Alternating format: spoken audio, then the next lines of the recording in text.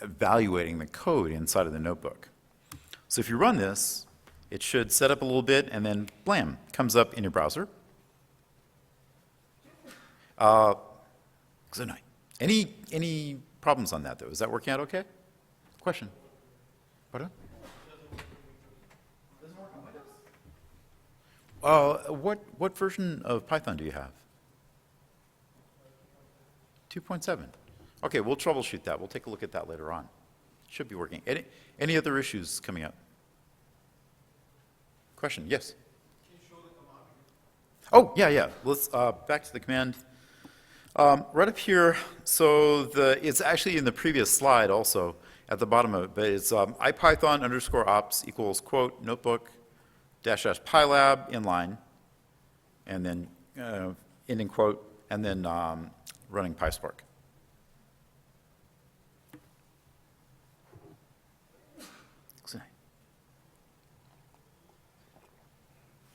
Let me go ahead and show how to use this then. Okay, up here in my browser, I've got a notebook. You can see it's running on localhost port 8888. So I'll click over here on this button. It says create new notebook. And now I've got a block of code, or I've got a cell that I can work with. So let's come back here and take a look at some code to paste in. Let's try this. Let's say. So I'll just paste in this one cell where I define my Spark context. And then let's create another cell. Oops, sorry. Insert below. Pardon? So it's not working for me. It's not. Yeah, it just says that IPython not found.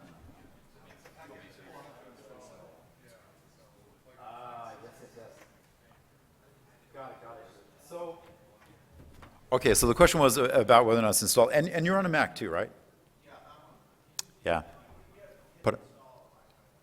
Yeah, so if you do like a pip to install IPython, that should resolve it. If you've got Anaconda, it's probably already there. Let me go ahead and show an example of this, though, just to not leave this part hanging. So IPython, I've created this one cell here. Let me go ahead and paste in some other parts. Let's see, we've got our example that we did before. So we've got people.txt, and this is effectively the same thing we did in Scala, we're doing it in Python. Let's create another cell below. I'm going to infer, now this is working a lot differently than Scala does, but I'm going to infer the schema from people and register that as a table. So a slightly different way of calling this in Python.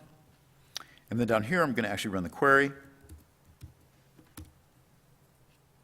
I'll do another one here. And we'll just print out some results. So the thing with IPython Notebook is I can go and I can click on a cell and then run it. So I'll play. There's nothing that really gets generated as output, per se, from that cell, but it did execute. Now the next one, I'll run it, and then run this. Again, nothing is really executed yet. Now I'll run my query, and then finally we should get some results. Okay, great. You see the output here, the results that Justin is coming back from that. So it's really interesting because now I can come back up here and I don't know. What do I want to do? Maybe I want to change the name of a column or use a different input or whatever. I can edit that and rerun it. And this is really interesting too because I can take my notebook. Let's give it a name. My note. I can give it a name. I've got this saved. Actually, if you come back over to the original part here, I can shut this down. Okay, so I was running this notebook before, and now I've shut it down. It should probably be reflected here. I'll close it out. But I can have a number of different notebooks, and this is interesting to be able to share in a team context. Actually, if I quit this down here, you can see that there's been a notebook generated. So my notes, IPython notebook, and then you've got some JSON that actually defines all the different cells and the code inside of here. And so, yeah, I think this is really interesting. You can mix Markdown, and you can effectively create dashboards, et cetera. I mean, this is a lot of the value prop of what we have with Databricks Cloud, is leveraging notebooks in the cloud. I can mix and match the code, the output, the visualizations, the documentation, et cetera. So IPython Notebook is really great in a team context. It's not restricted to Python per se. You can have different kinds of backends. For what it's worth, I'm an O'Reilly author. I work a lot with O'Reilly, and our new next generation content platform is all based on IPython Notebook. So basically, you can take a chapter of a book and create an IPython notebook out of it, run the examples. It's kind of cool, actually. We've taken it where the CTO's office has taken it where we can generate an IPython notebook in a Docker container out of each chapter of a book, and then run those in the cloud. So if we're doing like a tutorial at a O'Reilly conference, we can get some pretty good performance off that. We're actually going to preview that in OSCON later this month. So I just want to show that PySpark plays nicely with IPython Notebook. It's kind of an interesting way to work on things. Again, this is pretty closely tied into what Databricks is doing with Databricks Cloud. Questions on that? Yeah. Well, the thing is, you just want to make sure that like your security groups are set up so you can get the port coming across. But you should be able to. That's actually what we're doing at O'Reilly.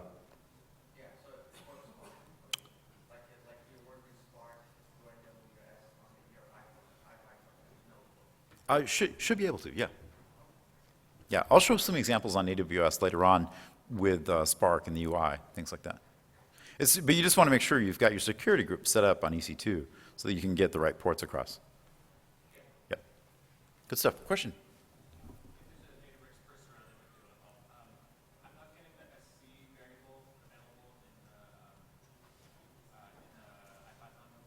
Interesting. Anybody else hitting that too? A few people. Okay. We'll try to troubleshoot that. Don't have any TAs around here right now, but I can take a little bit later. What question? Yeah. Wait, and sorry if you said this before. Is it Python that's running here or Python? No, it's actually Python.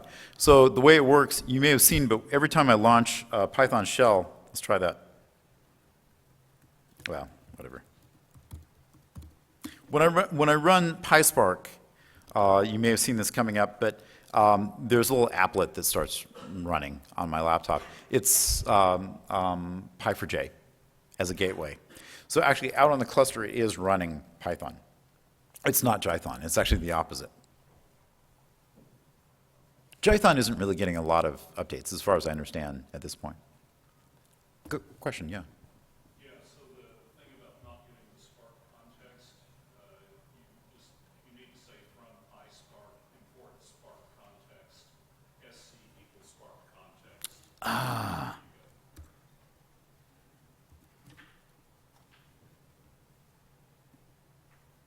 Yeah, so above that, you would, from PySpark, import Spark context.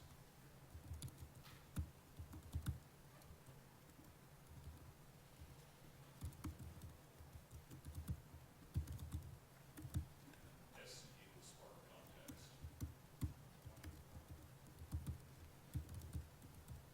Do you need to give it any parameters?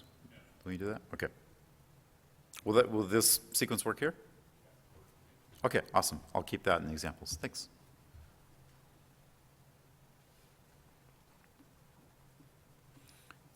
Robin, can you give me a thumbs up if that's working out? Cool, cool. Okay. Cool. I saw another question. Yeah. So does every machine in the cluster need to have a Python interpreter installed? Yep. Yeah.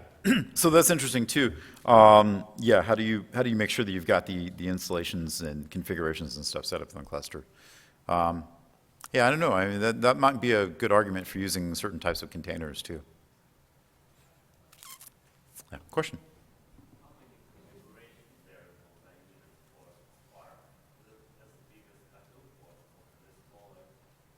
How many iteration variables do you need for Spark? Configuration variables. How many configuration variables do you need for Spark? Well, so it's interesting. I mean, the difference there, I mean, you're still using HDFS, and you're still using all of the akka and you know, other things in Spark for the synchronization. So that's all still there. Even though you're using Python, it's the application's business logic is in Python. And that's what's getting executed in pure Python. But you know, it's making calls out to things in Spark to be able to manage the RDDs, partitions of data. So effectively, it's the same kind of environment. Yeah, that's a good point. Clarify that. Other questions? Yeah. So your notebook interface had a tab for clusters that doesn't show up online. Huh. Yeah, right by notebook, there's clusters. So, how do I get that? That's a good question. I don't know. I'll have to see. Is there something? Do you buy Python parallel install? Yeah. Okay, that'll do it. Yeah, I do have kind of a weird. Again, we had some projects at O'Reilly we were working on, so I have some weirdness on here. I also have some vagrantisms and other things going on there. Alrighty, any other questions? Yeah. Is there a Docker hookup for Spark? I don't, you know, I was asking that question too. I haven't heard anything about that yet, but I wouldn't be surprised. That would make a lot of sense. Yeah, that would make a lot of sense. Other questions? Okay, so sorry, I'm being bad about repeating questions. The question was, is there integration between Spark and Docker? I can't point to anything, but that would make a lot of sense because if you've got these applications you want to run on your cluster, it would be very nice to have a container to define all of the environment for that application, but then not have to worry about different applications stomping on each other's configuration. Especially if you've got a scientific stack that you're using in Python, I could see that coming in pretty handy for SciPy and all the Fortran code that gets compiled. I haven't heard of any Docker integration per se on Spark yet, but I'll try to track that down. Yeah, question. Does it mean you have a vagrant install for Spark? Well, okay, so the question was, do we have a vagrant setup for Spark? I have seen, yeah, that does exist. We were actually debating on whether or not to use that for the course. And we opted to, let's just go ahead and show it running Spark. So far, so good. With Vagrant, so the thing with Vagrant is we could have set up a virtual cluster on our laptops by using, say, VirtualBox and then Vagrant over the top of it. And I mean, I do have that set up on my laptop. That's what I was worried about, some of the overlap in configuration. We do have that set up, you can run Spark in that way as well. But we opted to not want to do that because we want to show how easy it is just to run directly on the laptop.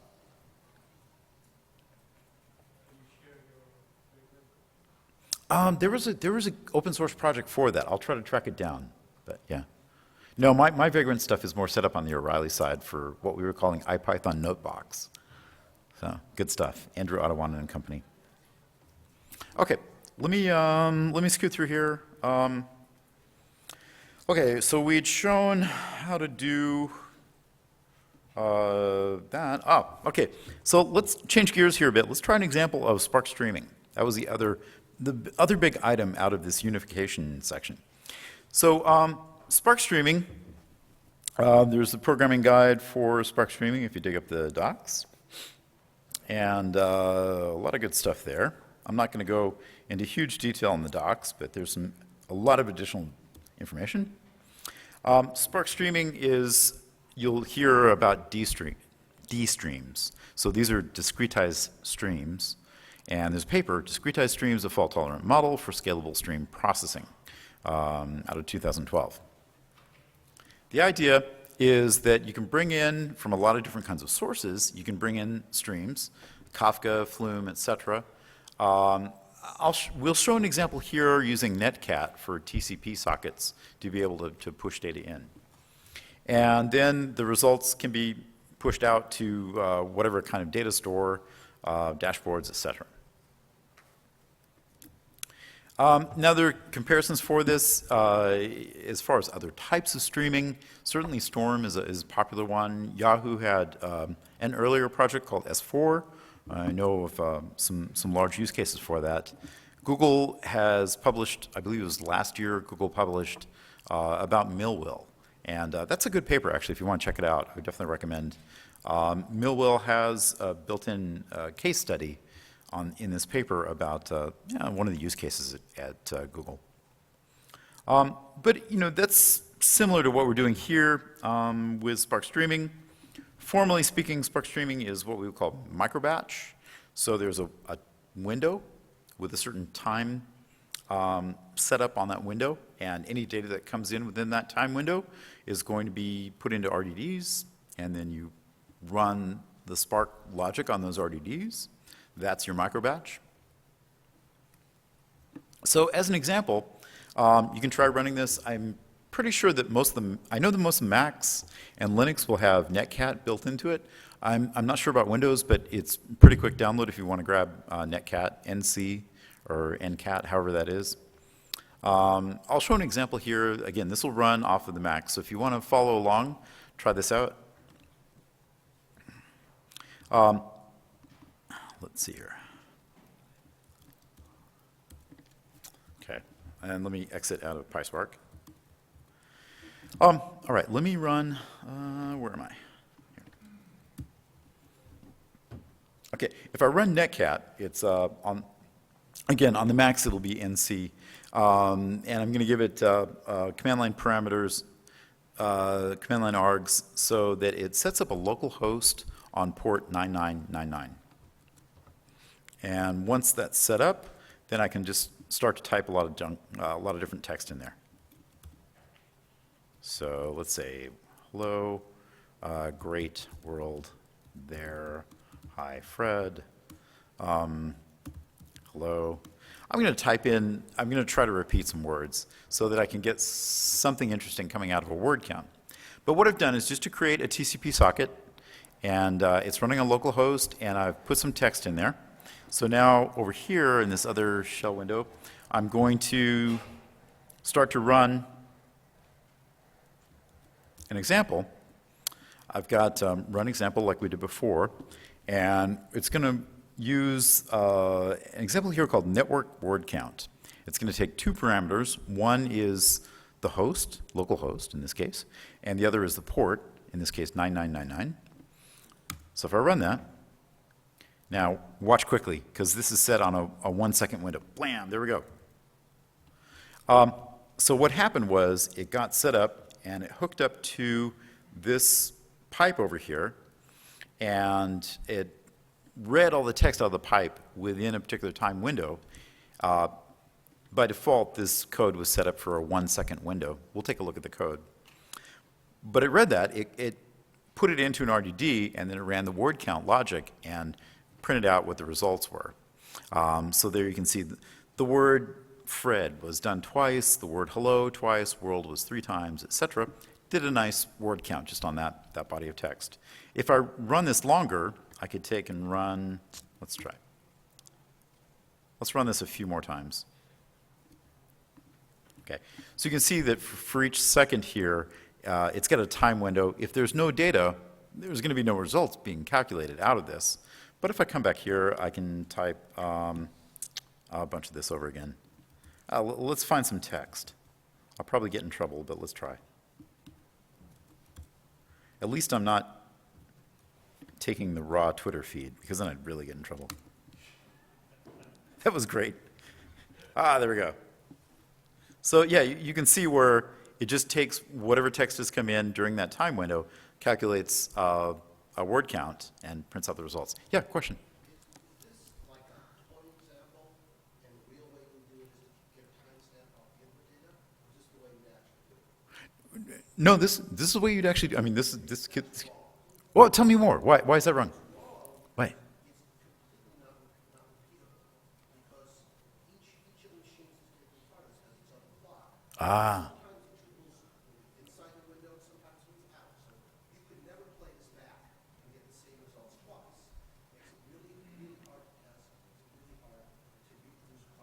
You mean like, Makes it really hard to do a check. you mean in terms of like NTP and just the clock synchronization? Think of it as arrival time. Stuff is arriving over the net. Even if the clocks are perfectly the same, Yeah. there's enough uncertainty here that it would never be, the tuples would never be in the same windows twice. That you'd hit, yeah, so statistically, you're going to hit some edge cases. Right. Right. So you're not going to get repeatable results. So the question was then, is this based off of timestamps or really leading up to could you get repeatable results if we rolled the clock back and reran the whole thing again? We get the same thing. And in practice, yeah, statistically, you're going to hit a lot of edges. So what's a good answer for that? So what would be the suggested, the approved solution? Put a timestamp in the tuples, and it flows with the data, and you get the exact same response, whether you play the data 5 times real time or real time. Okay. Exact same response you test. So basically tagging, okay, so the answer then would be, we were saying would be to take the data and then timestamp each tuple coming in, and then you could slice your aggregations however you wanted, but still get repeatable results. There are some processing systems which have a separate time stream, but that gives you all kinds of problems if you have any parallelism inside, so that the parallel queues inside still give you the uncertainty. Right. So I mean, getting back to more complex or more sophisticated kinds of CEP, yeah, this is a micro batch. I mean, this is, again, this would be good on a Kafka stream if you're doing a lot of log files. You can still get repeatable results with micro batches. This is, the fact that something not repeatable doesn't have anything to do with the micro batches. It has to do with the fact that you are using vault time rather than time inside the data. Okay. I'll buy that. Let's try to grab TD. He's the author. He was actually in and out of here recently. We'll grab TD and drill down on some answers on that. I'll qualify it. I may not be giving the right answers up here if there are other ways, but let's take a look at the code at least. Okay, inside of examples, Scala, examples, streaming. Okay, so inside of here, network word count.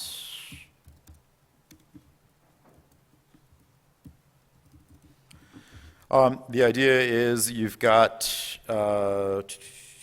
Spark conf. Okay, so you create a streaming context and you give it a time window of 1 second. And the RDD, it's coming off of a socket. So the socket knows the host name and the port number. And then from there, the rest of this logic down here is just word count, like we had before. Alrighty. Other questions about that? Yeah. So how might I create, say, some sort of moving stock average? So every 100 milliseconds is my micro window, and we calculate some new average and push that aggregate downstream to some other process. Right, so what the aggregate that's coming off of each period then could go in and be some other incremental data in another kind of store. So you could actually create another RDD off of this. Okay, but each one of those RDDs is immutable, so how does that data wind up in some other process? Do I use like Kafka Q or something to solve it that way, or right to a socket? Well, it depends on who would be the end consumer of that. Or do you mean like how would you coordinate that inside of a Spark app? Exactly. So we have a complicated data cleanup process. Yeah. We want to break that up into different chunks. Yeah. It's all streaming through in real time, and then finally there's some prediction that's done. The final Spark process actually does some prediction.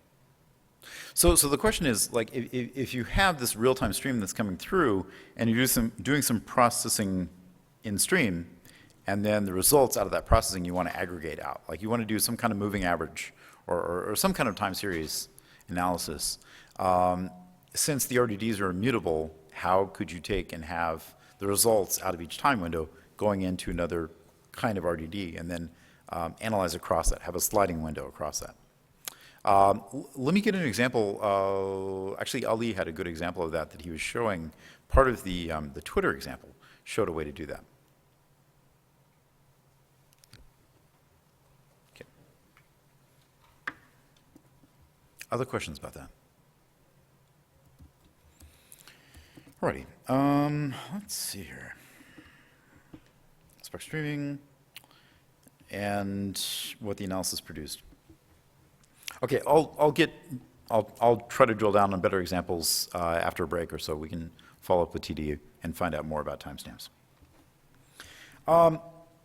Let me cut to a little bit different section here as far as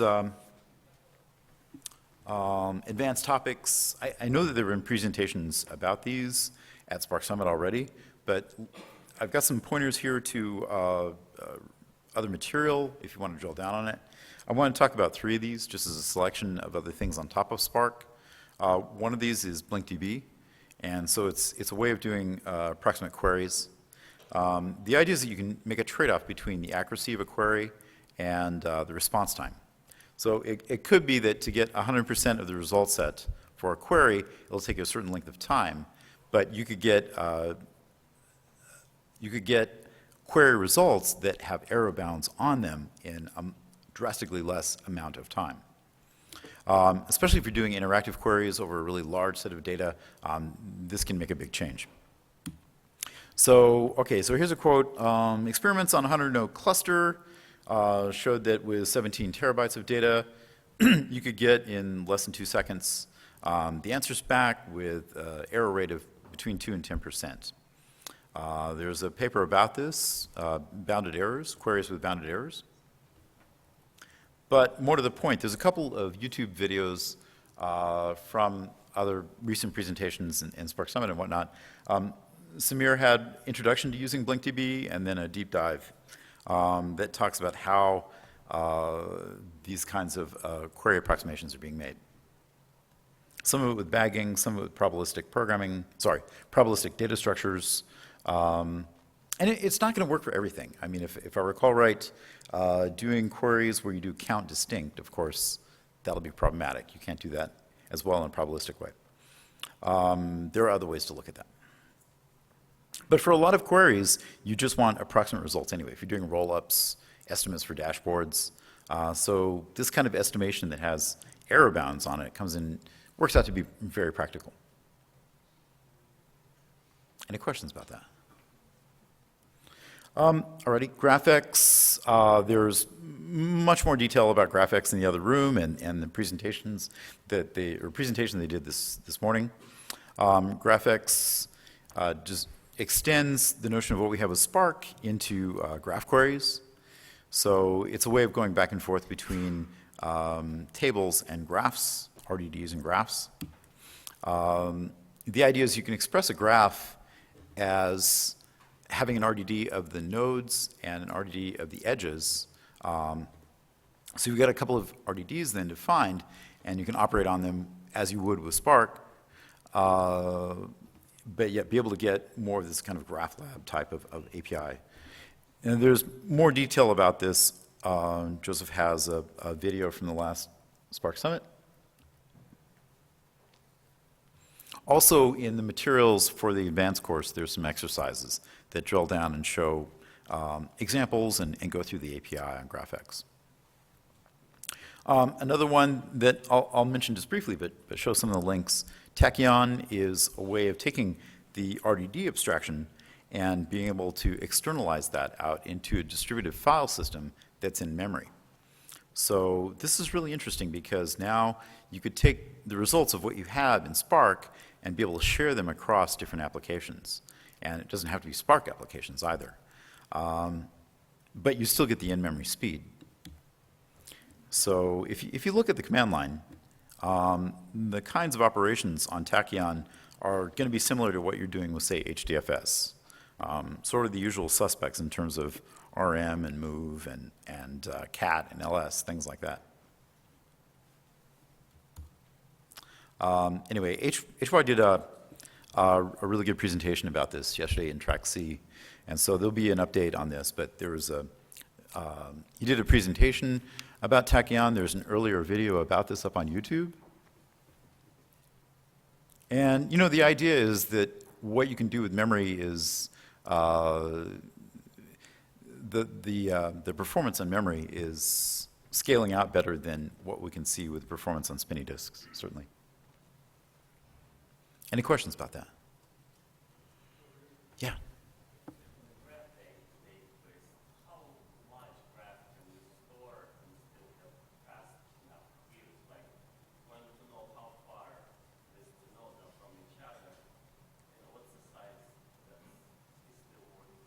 That would be reasonable. I don't have any heuristics on that. I mean, it would depend a lot on the shape of the data and the sparsity, as well as what kind of cluster resources you have. The main thing, though, is that, I mean, this can be distributed. This can leverage sparsity, whereas some of the other graph engines are really just like single node.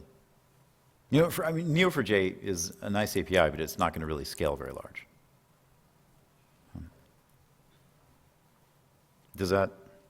Doesn't quite answer your question there, but it is really going to depend a lot on the application. Again, the sparsity of the data is going to have a lot to do with that. Question? Yep.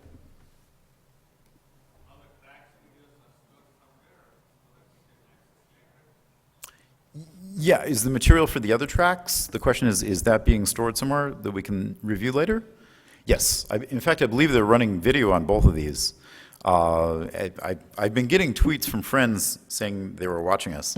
So I understand the videos are being public, but certainly the other materials, the exercises and the slides and all have been published.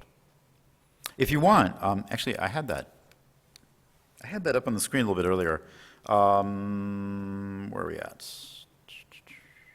Not there.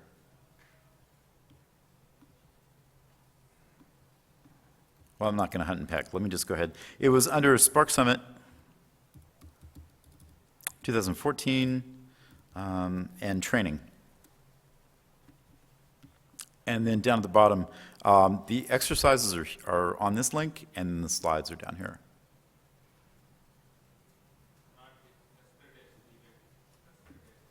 Oh, the program, yeah. So the question is the material from yesterday's tracks, is that available? We were shooting video on all of that, and we collected the slides, and that will all be published. It'll be under the Spark Summit site, yes. I'm not sure how soon that will be there. I'm sure in a matter of days. But any question? Yeah. Graphics is graphical computing, not the graphical data. That's a good point. That's a good point. It's not really apples to apples comparison. Neo4j. Well, Neo4j really is kind of like a computing layer with some sort of data backend, right? Whether it's SQLite or whatever you've got there. But I see what you're saying. It's not exactly apples to apples comparison. I mean, there's other types of graph abstractions as well, like Titan, IntelliGraph, other types of things. They're all quite different, though. But yeah, to the point, this is not a graph database. This is a graph compute engine.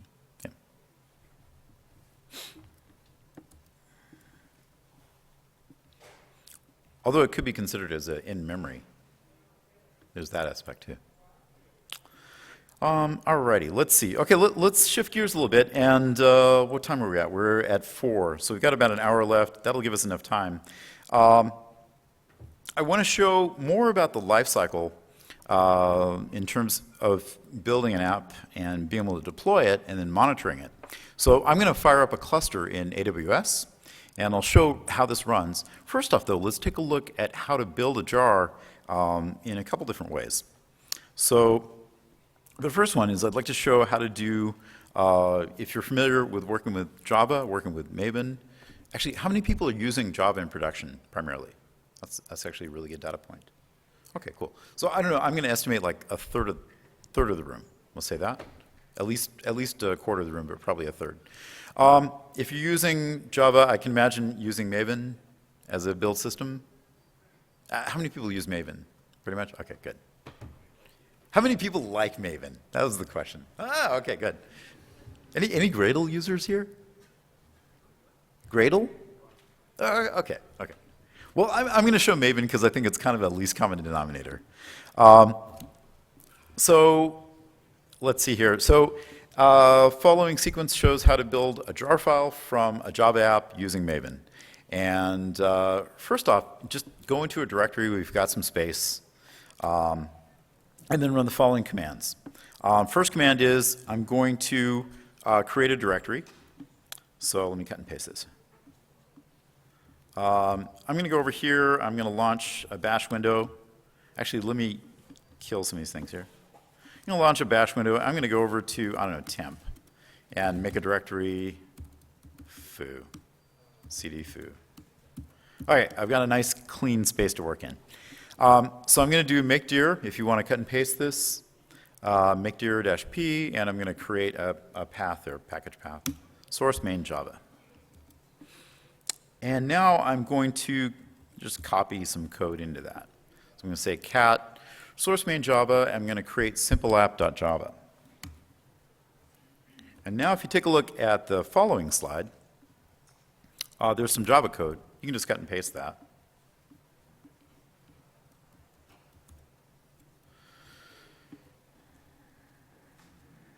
Okay. So I've got some Java code here, and it's class simple app. It's got a main. It's going to read the README as a log file. It's going to create a Spark context, and then from there create log data as an RDD. We'll cache that. And we're going to have two different actions on this. One is we filter on the lines that contain the letter A and count those. And then we filter on the lines that contain the letter B and count those, and then print out the results. So it's a very simple example of working with logs, but it proves the point. Next up, I'm going to create my POM file for Maven. So I'll cat that to POM XML. And if you don't have background working with Java and this all looks like some kind of voodoo, don't worry about that. For the Java people in the room, I wanted to show how to build a Java file. We'll get to Scala and others here in a bit. A POM file here is just going to show the dependencies for the build. Okay, so now I've got a directory. I've got my POM file, I've got my source file. What I can do is come back in and I'm going to copy over my Spark directory. You might have this in a different place. I know I've got it in opt Spark readme. I'm just going to copy that over. Wherever you copied your USB stick onto desktop, bring it over from there. Okay, great. So we've got a data file, we've got some source code, we've got a POM file. And now if I come in here and I'll say Maven clean package, that'll build my jar. Okay, great. And so now I've got a target directory, and inside of there, I've got simple project. I've got my jar file. And if I want to run that out of Maven, you can do that one line here. Maven exec Java, and then I'll tell it which main class to run. And hopefully it'll give us the results out of the log file. Great. So it comes back here and you see this line, lines that contain an A, 73, lines that contain a B, 35. So pretty straightforward, but no Scala involved. This is all just straight ahead Java using Java build tools. Any questions on that? Yeah. Do Spark unit tests run in Maven 2? I'll dig up more about that, but yeah, there's support for doing. Now let me ask you about that. What parts of the unit test would you want to be testing? So actually.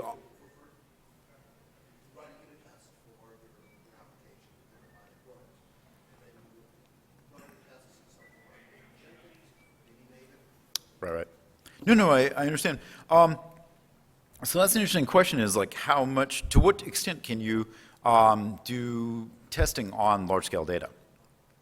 Like, would you want to be running, you probably wouldn't want to be running on a full data set.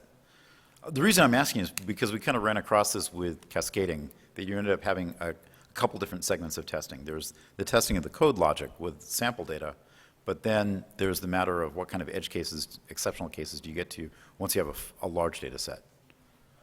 And the latter, what? Yeah, the function tests you want, that's certainly. The question is, how do you build in any kind of assert logic when you're working at scale on a cluster? And that's a harder problem. There are asserts in some of the other languages. I haven't seen that yet in Spark, but I've seen essentially data exceptions in other kinds of abstractions. That's why I was asking that question. Yeah? So if there are jar dependencies, how do you handle that? Jar dependencies? You mean out of Maven? What jars are you including to build like a fat jar? Yes. Yeah. Well, you would do a different build script then, but yeah. Does it require a change to the program? I don't believe it's going to change the code at all, but certainly the build will need to change for that, yeah. Yeah. So we're just using Java for the driver port? I don't have to distribute any, my jar file and all its dependencies and all the workers, the executors? Well, I mean, the jar file that you're running is going to be distributed out to the workers, so the executors have access to it. And that happens, I have to do that manually, my speed does that? No. Spark will do that. So the question was, you've got this code that you're building, and that actually goes back to the other question too. If you're building up a jar file, ostensibly you have all these dependencies. They might be available on the driver's side, but are they going to be available out on the workers? And so you can build up a fat jar that has all the dependencies rolled up into it, and then send that out. Or the other option is, what do you have configured out on the workers? But Spark's going to take care of sending out the jar file, making sure that you've got it out there on the workers. Other question, yeah? Yeah, earlier you were showing this example with Spark 5, which is running off this run examples Yeah. script, I guess. Is that something that was compiled and built also? How does that differ? Because that looked like Scala instead of Java. And of course, this is Java. So how is that run examples and the Scala code different? Or how is it built and run? Yeah, that's a good example, or a good question. So the examples there, those are pre-built. Those are already compiled. So what we're working with is the binary. You could, alternatively, you could get a source download off of spark.apache.org and then run SBT assemble. You could go and assemble it and rebuild all those, but this was already pre-built, the stuff that is on the USB sticks. So I guess my question then is SBT what you use to build and assemble Scala code? Yeah, so that's the next example. We'll show how to do an SBT. And the trick on that is we've actually included the IB caches. So let me go into that. Or actually, other question, yeah. Does Spark have anything akin to the new slip jars, or do you have no choice but to build one of those fat jar files? Good question on that. Let me drill down on the answer for that. Let me grab one of the TAs and find out what's going on there. But so to paraphrase on that, then do you have to have a fat jar, or can you depend on the environment out on the workers? I guess it's probably a good way to put it. And let me get some examples in here on that. Let's see here.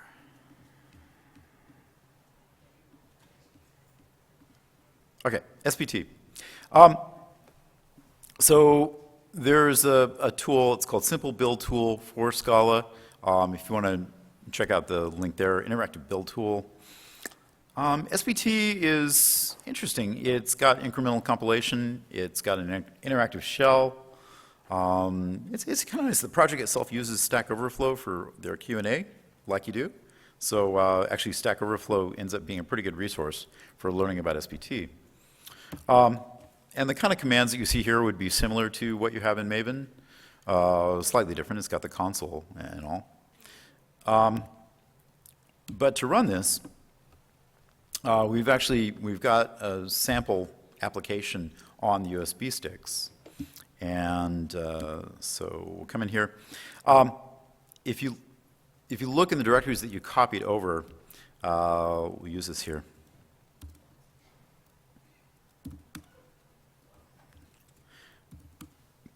actually, let me create a new one. I'm going to go into Bash, and actually, no, I'll work out of this one.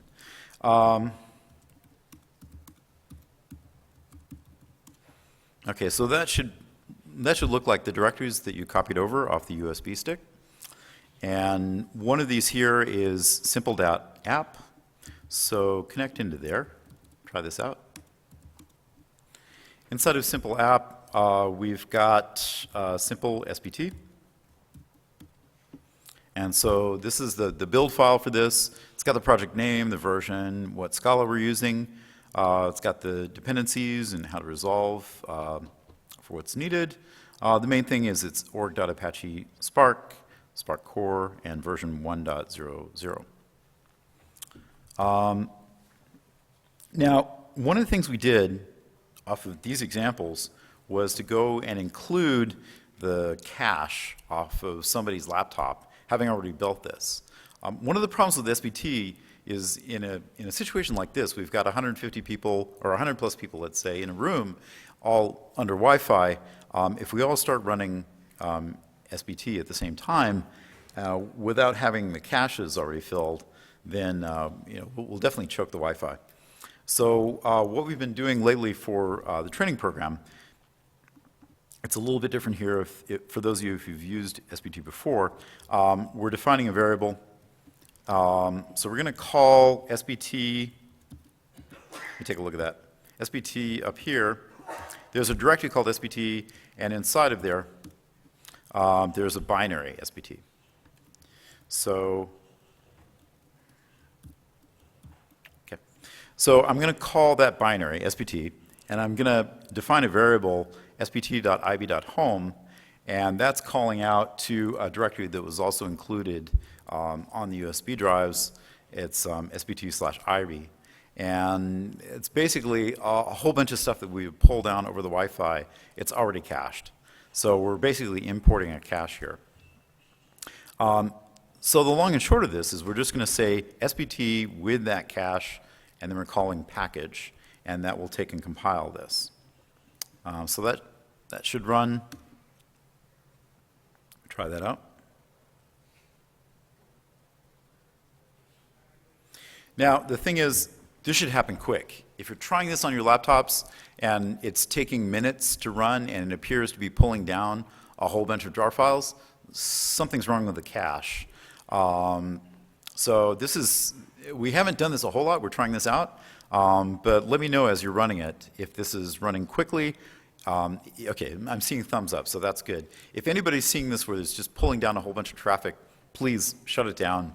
Do a Control-C, because last thing we want to do is jam up all the Wi-Fi. That'll bring everything to a screeching halt. Is this working out, though? I saw a couple of thumbs up, but okay, cool.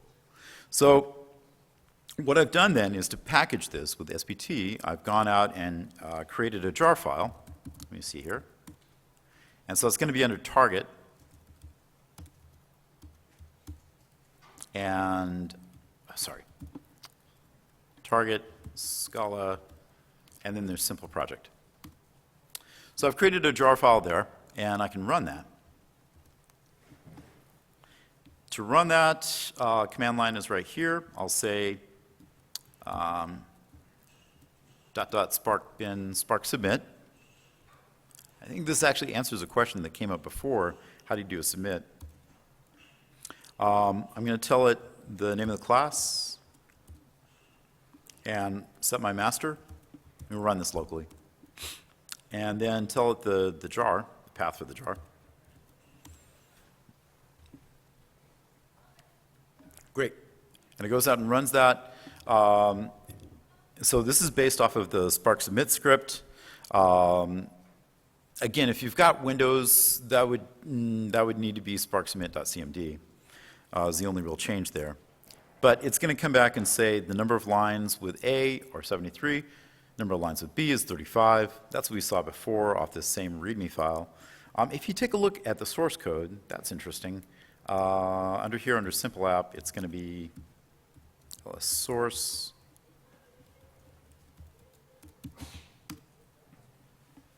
So, a fairly similar thing here. We've got the log file, readme.md. and we set up a Spark context, and we create an RDD there, log data, and then filter out for lines that have A, count them, lines that have B. So fairly similar logic there. Alrighty. Any questions about that? Yeah. Configuration of data. Like in a job application, it might be a properties file, CSV file, JSON, Yeah. you stick those in, stick that in the jar and use as a bundle, or what do you do? Probably beyond the scope of what we're doing here. That's more on the operations side. But as far as submitting a jar and wanting to have a different set of properties for a given run, how do you handle that? Well, configuration data that you want, let's say it's common to everything that you want all your workers Yeah. to have. Does SBT handle that? What do you do? Okay, that's a great question. As far as if you want to set the configuration, there are Spark configuration files.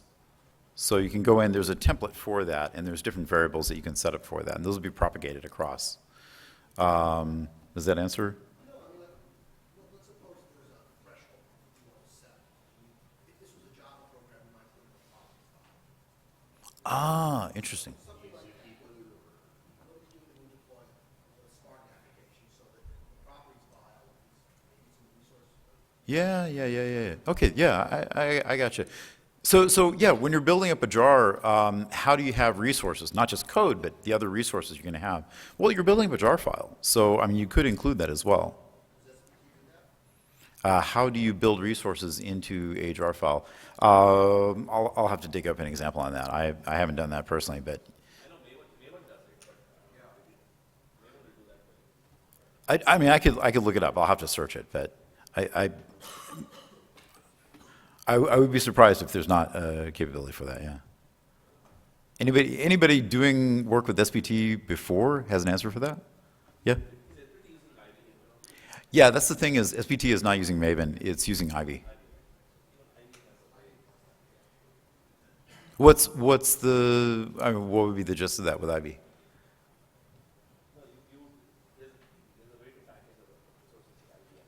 Okay. Okay, so you can package resources then. Okay, good stuff. Alrighty, let's take a look here.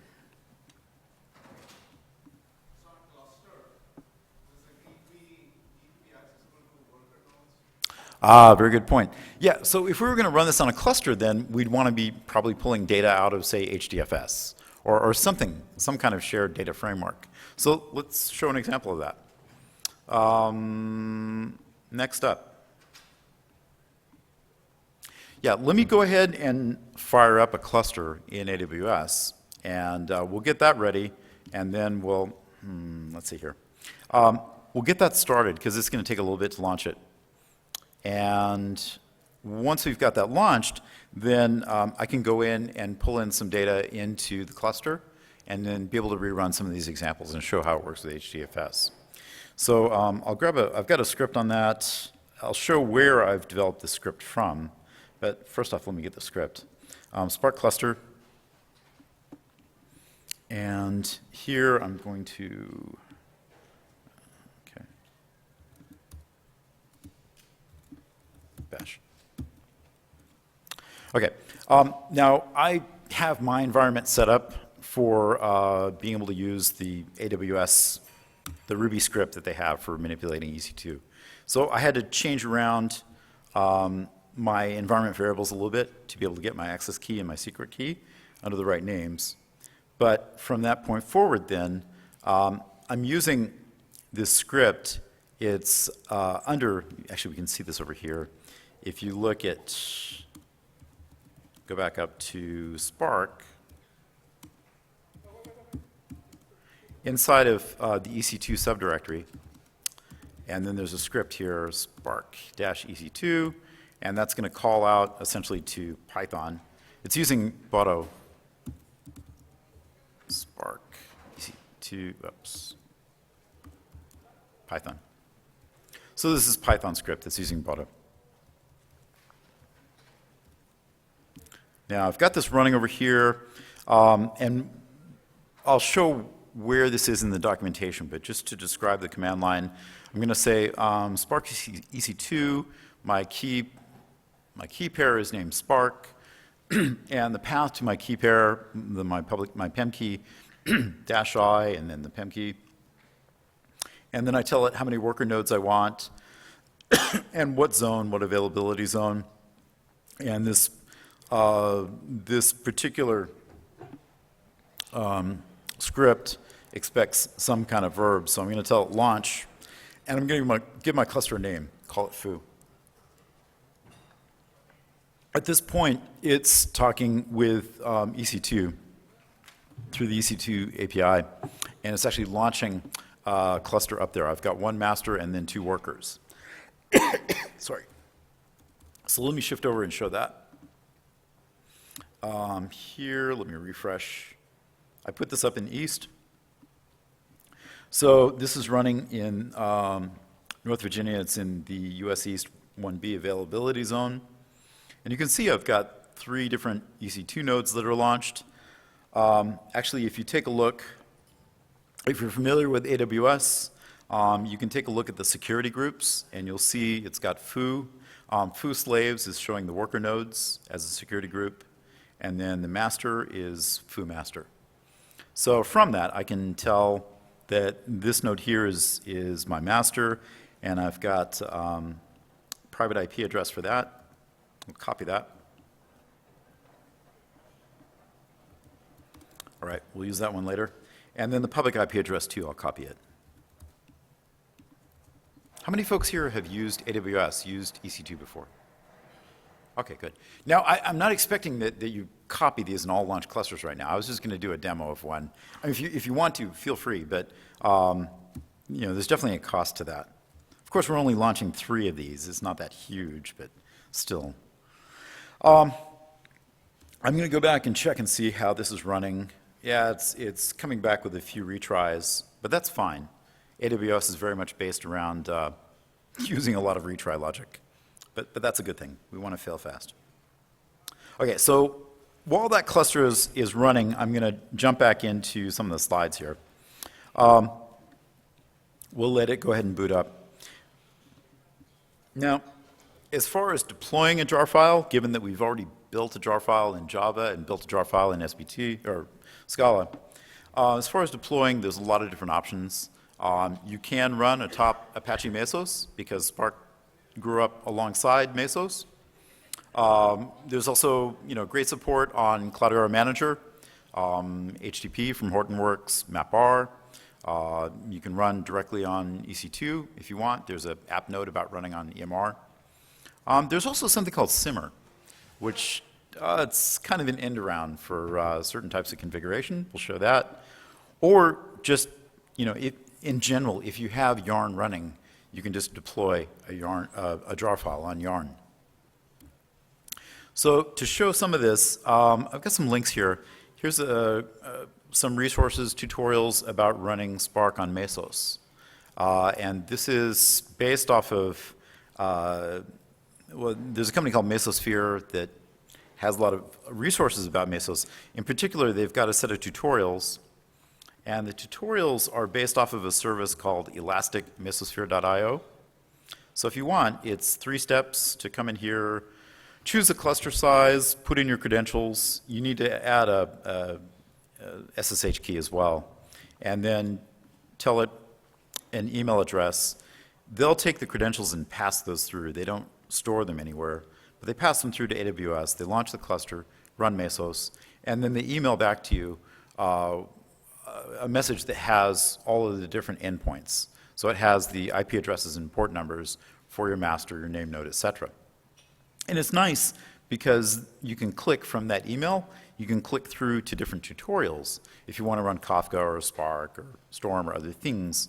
And you can click through the email and it'll populate your IP addresses and your port numbers directly into the tutorial. So it's just a few steps to get this going. And once you do have it going, this tutorial actually runs through the first example that we showed this morning about how to parallelize 10,000 integers in Spark and filter them. But anyway, it's It's just, like I say, 3 steps to get Mesos going, and then another really about 5 steps to get going on running Spark. There's also a webcast based on that if you want to check it out. Now, if you're on Cloudera Manager 4.8, it's 5 steps to get a parcel. So you need to have admin set up a parcel on Cloudera Manager 4. And then from there is a little bit of configuration, 5 steps to configure the service. Once that's done, then you can start submitting jar files to it. There's a few notes and blog posts about this that Cloudera has. I'm not going to go into huge detail on it. The main point is, if it's Cloudera 4, then there's a little bit of overhead from admin, and if it's 5 and you've got Yarn running, then it's a lot simpler. On HD, sorry, was there a question? Yeah.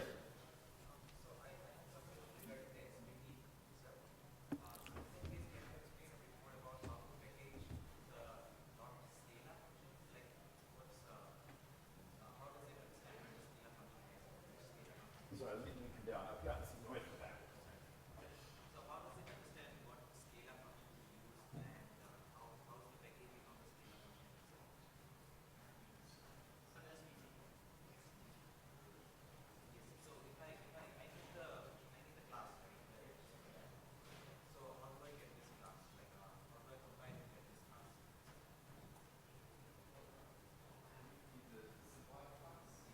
how do I compile and get this class? So like the SBT command that we have, we don't mention the source of the scale-up function. How do we mention the source, the scale-up source? Yes.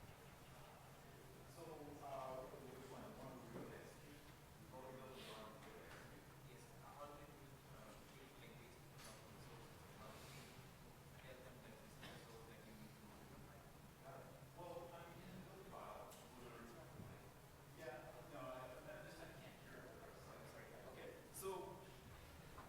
Sorry, I couldn't hear up here, so I'm trying to get down. That might just be me. The question was, when we're running SBT, when we've built the jar file, how does it know which class to run? In the manifest, I mean, that's part of the build script, is it's showing, it's creating this in the manifest of which class needs to be run for the main. So I guess like my question was like we need to point to the scale-up function to get the class. So where do we in the manifest file where do we give the source file name? Source file name. Sorry, I don't understand the question about that. Probably I might have like I'll just check it out myself. Probably I might have missed something. Okay. I can follow up with afterwards, maybe. But I do want to get to the cluster thing, so I kind of want to run ahead on cluster. Sorry about that. Okay, there's some app notes here from Hortonworks about how to run Spark on HTTP. On MapR, also, there's a good presentation about this. Actually, over in the other room, Pat McDonough, one of the instructors, he helped out on this one here. A lot of great integration on MapR. There's some notes. Actually, the script that I'm running to launch this cluster comes from here. So if you go to the docs for Spark, there's a section there on, under deploying where it talks about Amazon EC2. And this will show how to use this script that's inside of the EC2 subdirectory, spark-ec2. And you can see right here, this is effectively what I'm running, where I give it the key pair and the name of my PEM file, how many workers I want to run, and I tell it I want to launch a particular cluster name. There's more to it than that, but okay.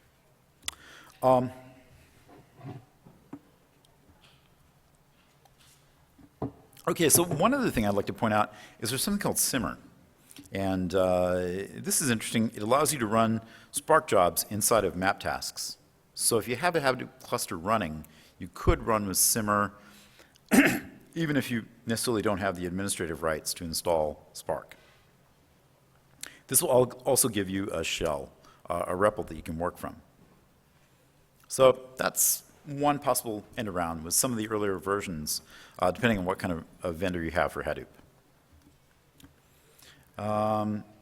Or simply, if you have Yarn, this is probably the simplest case. If you have Yarn, you can just deploy a jar file.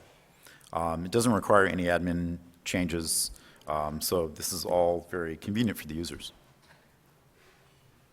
Okay, now let's check back and see whether or not this cluster is running. We've only got about a half hour left here. Great, actually, yeah, it looked like it ran well.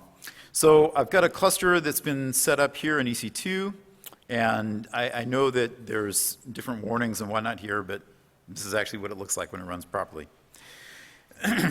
So let me come in, and I'm going to grab this command line here. I'm going to log in.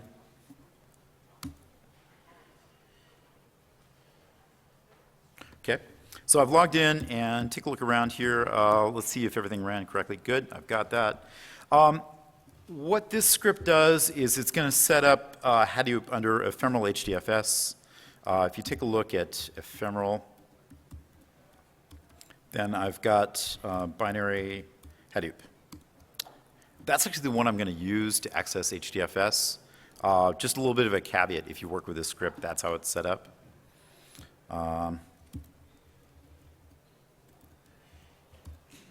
Okay, so for instance here, I could say, let's see.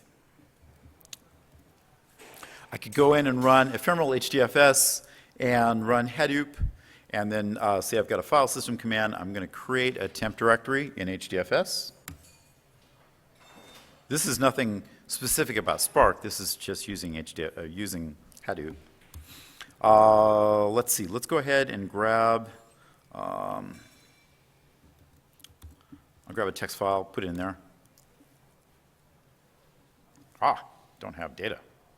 Let's try that again. Yeah, let's take a look under root Spark. I know I've got something. I've got a README there. Okay, good.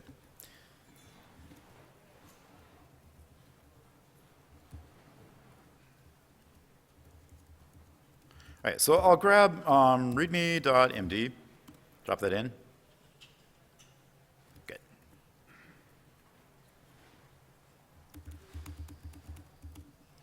And so now if I go and look at ls temp,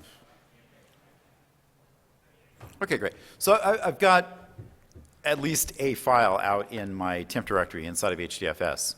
So just to show how to run this then, I'm going to launch Spark shell. So let me make sure I'm in the right directory here. So cd into root Spark. I've got Spark running, or Spark shell available there. I'll say bin Spark shell.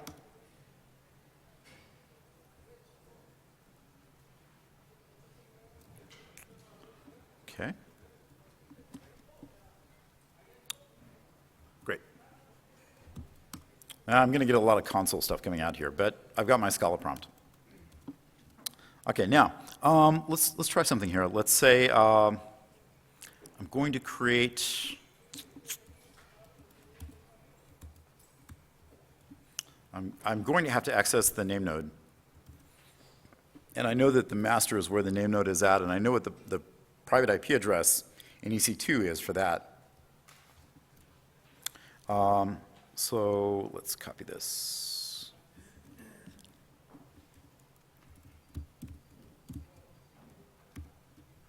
I don't want that.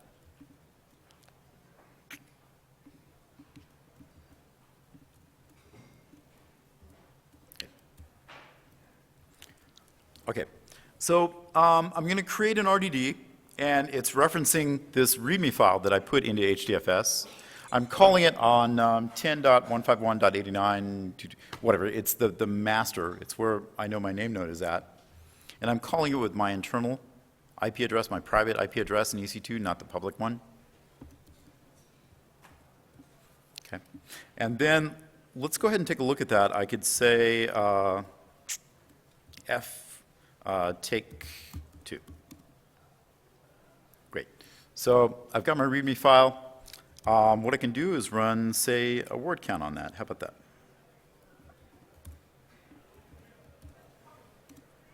Great. Okay, so I've defined an RDD for word count, And now I can come back in and say, let's go ahead and print those out.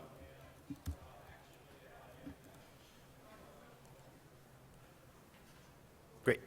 So I get the word count results back out of that. Now, if I want to drop that back into HDFS, let's do that. Counts, HDFS. Oops. Okay, I'm going to write this out to a partition file called WC. It's under /temp/WC. And you can see that you can see the results here. It's done save text as. Okay, let me quit out of there. Now, if I go back in and take a look at HDFS, I should have some files there. Great, so I've got temp WC. There should be a part file there. Part 1, part 2, etc. And what I'll do is just cat those out. So take a look at the part files. I should have all the results from my word count. And that's typically what I do. I usually wouldn't bring results back to the terminal. I'd want to drop it out into HDFS. But I just wanted to make sure that that was keeping us honest. We can work with files out in a distributed file system. Now, the interesting thing, though, is that once you've got this running, you can take, here we go. What we can do then is, let's go back to my public address, right here, 54.81, etc. I'm going to take a look at the master. I'm going to take a look at the console, bring this up because I've got this running. So get into a new window here. I'm going to say HTTP there, and port 8080. Great. So now I've got the Spark UI. I've got a console, and it's showing me that I've got this master at a particular location, what kind of resources in terms of cores and memory. It says that I've got one application that's completed and a couple of different workers. Let me try, get back here. I'm going to run a little bit more. So I'm going to rerun Spark shell so that I've got something active. Okay, great. Oops, sorry. There. So now there's one running application. We can take a look at that. Questions about this? Yes? So in addition to HDFS paths, do S3 paths work? Well, S3, yes. You can. So the question was that in addition to like a URL based on HDFS, could you do S3 as well? Yes. You can have other URLs that point out to other types of storage, but S3 certainly. If I've got the UI up and running, then I can start to show a little bit more detail. For instance, here it's broken down into what stages. If there's, I haven't run anything yet in this, so that's actually probably something I should do. But I've got the environment. I've got information about the executors in terms of what types of metrics are being used, how much time is being taken in different parts. Another thing about this, one thing I like to show, if you drill down and you look at the different worker nodes, one of the things that's interesting is you can get the logs out of them too. This is really useful if you're out running on a cluster and you want to try to troubleshoot it. I can, ostensibly, if I'm getting exceptions thrown out there, rather than having to SSH out into the different worker nodes, I can get the standard error from my UI. So this is a pretty useful tool for debugging.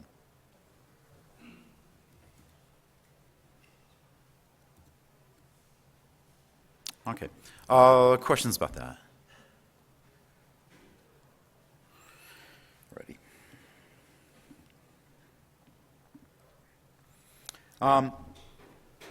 Let's see. If I run something, I should be able to see, come on.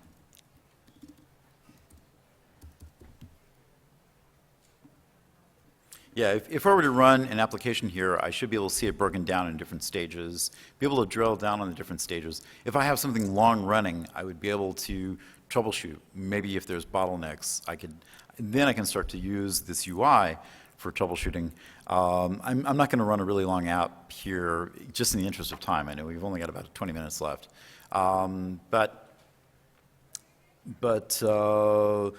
just to prove the point, I mean, if you're using a Spark shell on a cluster, it's really a very similar environment as what you're doing on your laptop.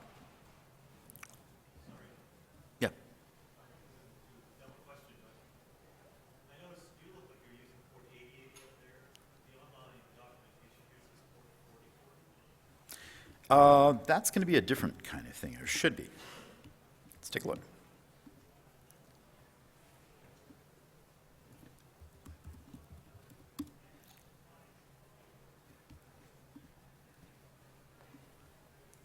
Yeah, there'll be an alias on that. That may have been an update on that. So, good stuff. I think you just caught, we had a change in some of the docs, so thank you. Thanks for catching that. I thought 88 was the master and 4040 was the context. Not so? Let me check on that. This is Spark Shell application UI. I'll have to find out what the difference is on that.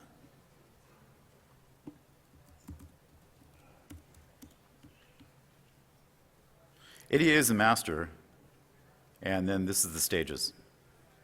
Yeah, okay, I'll buy that. That's a good distinction.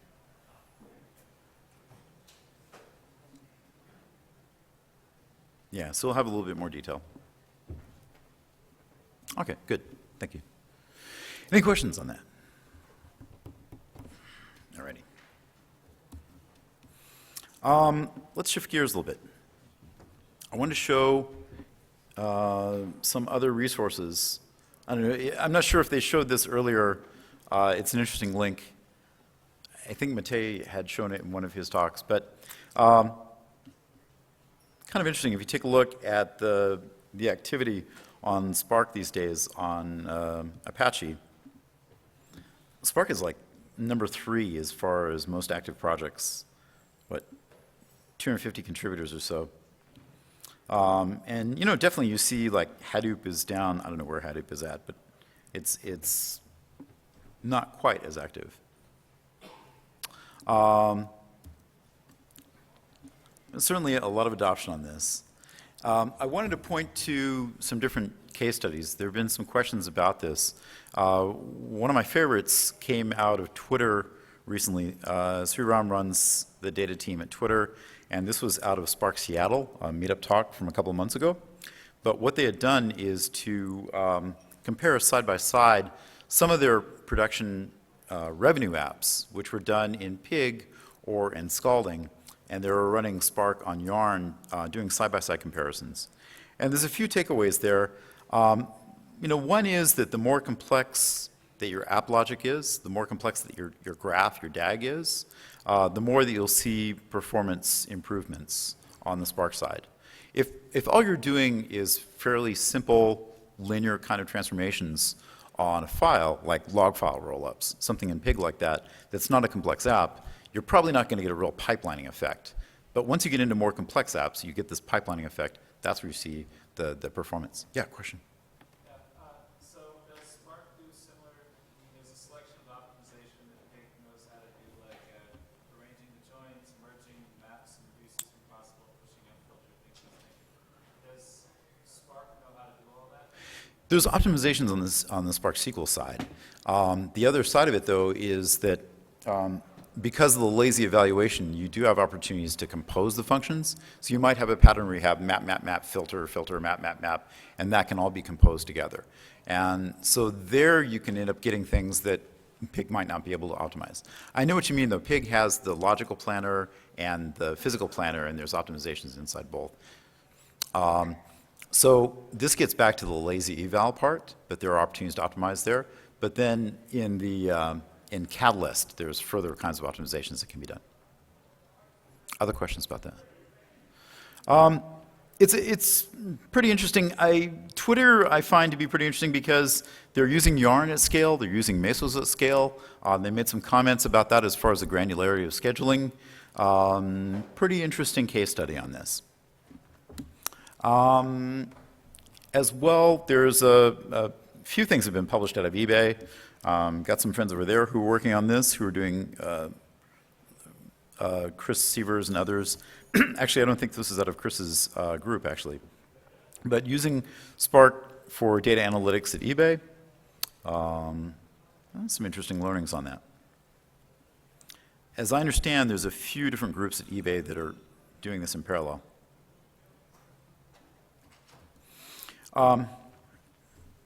Another one, actually, Andy Feng is here at Spark Summit, maybe in the room, I'm not sure.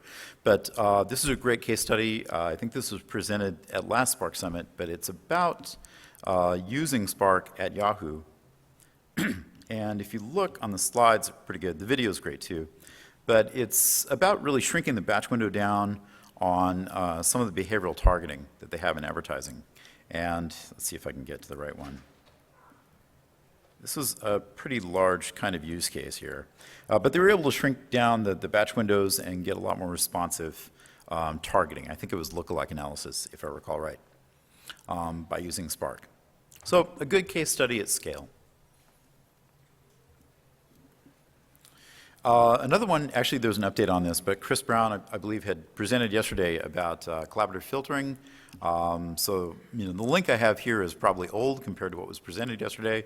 Didn't have time to update on that, but I like this one because they went from an example that they had running in Hadoop over a period of years. They understood it really well, and they talk about their process of going from thinking about Hadoop as an implementation into moving into Spark, and then subsequent changes as they learned about more kinds of efficiencies that they could gain by thinking of the problem in terms of Spark. So this was based off of ALS. It's a collaborative filter that they use for a music recommender. And if you get a little bit further in here, yeah, they talk about, a small rack that they had in 2009 grew into a large cluster, 700 nodes in 2014. And then they cut over into Spark. But from there, they had a few iterations before they really felt like they were getting the best that they could out of this different type of paradigm. So seeing those iterations, I think, is probably my key learning out of this case study. Another one, Dean Wampler was presenting yesterday, but there's a great talk here really getting back to some of the math, the abstract algebra, about the combinators aspect, the composition of what's going on in terms of this lazy graph, lazy evaluation of the graph. Another slide that I highly recommend. We talked about Job Server. I'll just got a slide here for those of you who are interested in using Spark Job Server. Evan Chan was definitely around the conference. He may be here today. But again, it's a way for different applications to share the same context. And there was a great case study from ShareThrough. They had a booth up here the last couple of days, but productionalizing Spark streaming. Ryan Weld had given a talk, and they've had, I think on Cloudera blog, they had another update on this.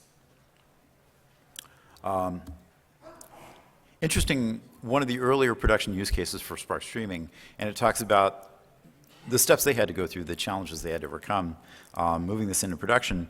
They also make use of some pretty interesting approximation algorithms in the context of streaming. That's based on algebra. It's a abstract algebra in Scala that's used for Scalding and Spark, an open source project that came out of Twitter. Another one is from Conviva. Davis Shepard and Shi Liu had interesting Spark in production. There's actually a couple of different case studies here. They were one of the earliest adopters of Spark in production. Alrighty, as far as other follow-ups, definitely we have archives from the last Spark Summit on sparksummit.org, and we'll have all of the videos and the slides from this Spark Summit up there as well. I find that that's really the best single resource for being able to do a deep dive, a lot of background and learning about Spark. So I highly recommend that. I do encourage you to fill out the course survey. We've got that up in a Google form. We really want to get feedback on this and understand more about where to take this series of courses. And as well, there's a link here, a number of different Spark meetups around the world that are popping up. We're looking forward to having another Spark camp at Strata, New York in October. And of course, there was an announcement about Spark Summit East early part of next year. As well, you've probably seen this before, but definitely the user lists are very active, probably one of the best resources for interacting with the community if you have questions and want to drill down on that. And there's a few good books that I'll recommend. Holden had Fast Data Processing with Spark. I believe there's galley copy, or there's early copies that we're going to all get of Learning Spark, a new book out on O'Reilly. Chris Fregley was around here too, has Spark in Action coming out. And if you want to catch up with me, definitely link up with me on LinkedIn. I can help answer questions from that. I've got a newsletter that comes out about conferences and open source projects, etc. So if you want to sign up for that, here's some of my contact details. And with that, that's about all I got. Are there other questions that I can help answer? Yeah. So I'm looking at the Spark's download page, and it shows like Google bindings for Hadoop 1 and then separately for Hadoop 2. Yeah. Difference. Great question. So if you go to here, spark.apache. If you go to the Spark Apache page and you look at the download, we'll kind of go through that a little bit. There's some different builds that you can get. If you want to just get the source release, you can bring that down. If you want to get the pre-built releases, there's one for Hadoop 1, like CDH3. Or there's pre-built for Hadoop 2. So depending on what kind of environment you have, you may want to go ahead and just get the binaries for that. Let's say if I'm not using HDFS, or if I'm not running Spark on Yarn, does that matter? Well, it depends what you are running it on. I mean, if you're running standalone, well, I mean, a lot of the applications that I've seen will have HDFS, but like for instance, if you're running this on Mesos, typically you'll have HDFS you'll need to have. We have a use case where we run it on Mesos and are using S3. Interesting. So, okay, so the question was you have a use case where you're running on Mesos, but the store, it's all based on S3. Yeah. But no HDFS? No HDFS. Really, really? Okay, cool. So in that case, yeah, you wouldn't need to worry quite as much about building against a particular version of Hadoop. I'd love to talk afterwards and find out more about that. Excellent. If you want, there's also the GitHub repo. So, I mean, if you want to get the latest development versions, you can just go ahead and clone off of GitHub. I haven't shown about that. Typically speaking, I'd recommend to stick, for now with the latest releases off of Apache. Other questions? Okay, I'm going to stick around. I know that we're coming up on time and people probably have to catch flights and things like that. Thank you very much. I really appreciate it.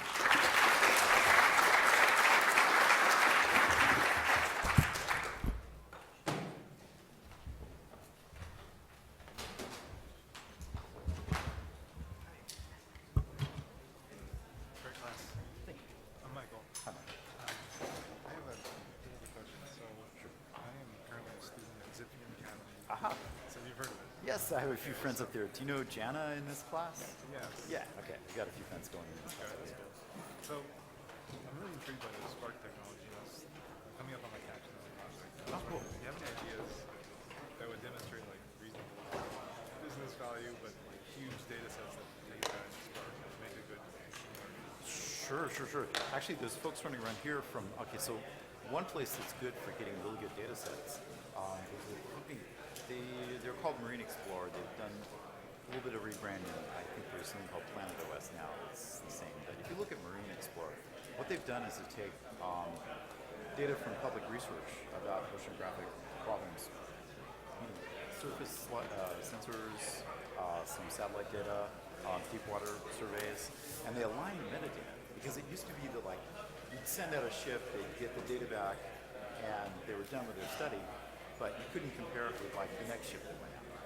So what they did was they took like 3,000 data sets and combined them all together. So you get these really large things. There's been some cool use cases out there. So one of them was they had a problem in like Boston Harbor, a certain type of endangered whale species, and they were able to build better beacons to avoid collisions of Trying to ships. predict where whales are going? Well, actually be able to warn the whales off better, but they were able to go from like 70% to high 90s. And it costs a lot to the shipping people. It's extremely bad for the whale. So there have been some pretty cool use cases of that data. But Oleg was one of the guys from Marine Sport was here earlier. That's a really good resource. I can come up with a lot of others, but if you ping me on LinkedIn, I'll tell you about it. Okay, cool. Thank you very much. Yeah, Take care. great to meet you. I don't think it was well. I just wanted to say, great job. I learned a lot. Oh. And I just want to get your thoughts on something like scalding versus something. Like, is it more to protect your investment in the Duke, like against the cascading APIs or something like that, as the guy? Oh, Supri from Cascading. Yeah. Supri Overall. Yeah. So that's interesting. Twitter made the case study comparison of scalding and pig versus what's going on in Spark. And you know, Twitter has a pretty sophisticated heading practice in place, and they don't want to mess with it. So you know, they built scalding. I mean, Avi and Oscar and all, they built all this. They built the revenue apps. That was also the pre-IPO march towards revenue. And they invested a lot, and they really don't want to like change horses midstream. Because they have the Summonbird, right, which is using Spark as well. That's cool. I didn't talk at all about Summonbird, and I usually like to just like go off about it. Summonbird is an abstraction layer where you leverage some of the types APIs in Scala, and you can build up these workflows, but then your actual cluster that you're running against is a parameter. So I can come in and run some code and say, run it on my Storm cluster, run it on my Hadoop cluster, run it on my Spark cluster. They're using they support Storm and Spark. Well, that's it. Is there's new work going on. I don't know that Twitter is going to cut over to Spark right away, but they have some work in progress, and other people as well. Sherthrough had contributed that, so as I understood. Is there any reason why today you would use Hadoop if you were starting now? I guess is my question. Well, yeah. I mean, What, like, here I am wearing a Databricks badge, so I have to be careful. Yeah. But just to say, frankly,